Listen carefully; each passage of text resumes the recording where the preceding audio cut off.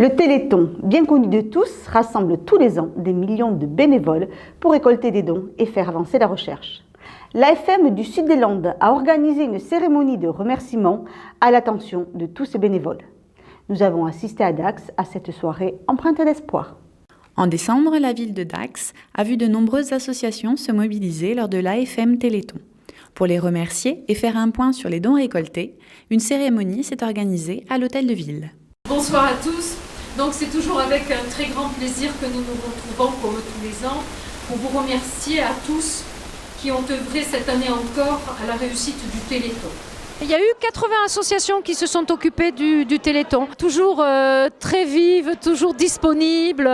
C'est vrai que je les sollicite très souvent et elles sont toujours fidèles, toujours là. Et le nombre de bénévoles, là, il y en a à peu près, il y en a 200 qui se sont investis sur une journée.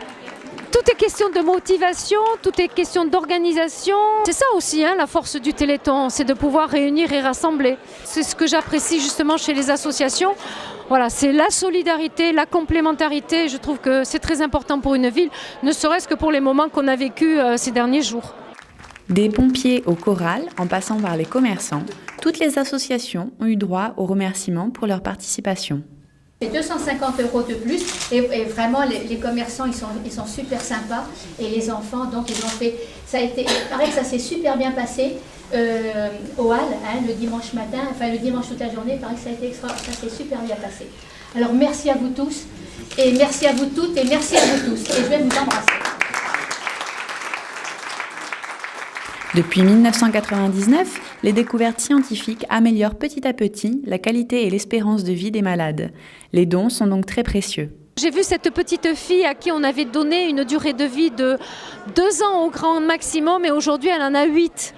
Donc moi je me dis que la recherche a avancé et qu'elle bénéficie de tous ces dons justement pour la faire vivre encore plus longtemps et pour permettre aux parents aussi de vivre autre chose et des moments différents de ce qu'ils peuvent vivre habituellement. Je pense que pour réussir un Téléthon, il faut être très motivé. Cette année encore, vous avez été particulièrement nombreux à vous mobiliser pour proposer de multiples activités afin de pouvoir récolter des dons en faveur de la recherche scientifique. Il y a eu pendant quelques années, il y a eu beaucoup d'argent récolté à Dax. Quand la télévision est venue il y a 3 ans, on a fait 33 000 €. L'année dernière et il y a 2 ans, on avait fait un petit peu moins, beaucoup moins. Et cette année, on commence à remonter un petit peu, malgré pourtant la vie actuelle, si vous voulez. Il y a eu presque 13 000 et des poussières, presque 14 000 €. C'est un moment particulier et on sait, si vous voulez, que cet argent-là, tout le monde peut après, à partir du mois de mars ou avril, tout le monde peut aller sur AFM Téléthon pour voir où va l'argent, comment il est placé, à quel chercheur ça va, les retombées, les découvertes, enfin les recherches, etc. C'est vraiment transparent, si vous voulez. Donc c'est pour ça aussi peut-être que les gens donnent. Le 26 février, à la salle Amélie-Charrière, les organisateurs des communes alentours seront à leur tour remerciés. Et pour continuer à faire progresser la recherche, un numéro, le 36 37.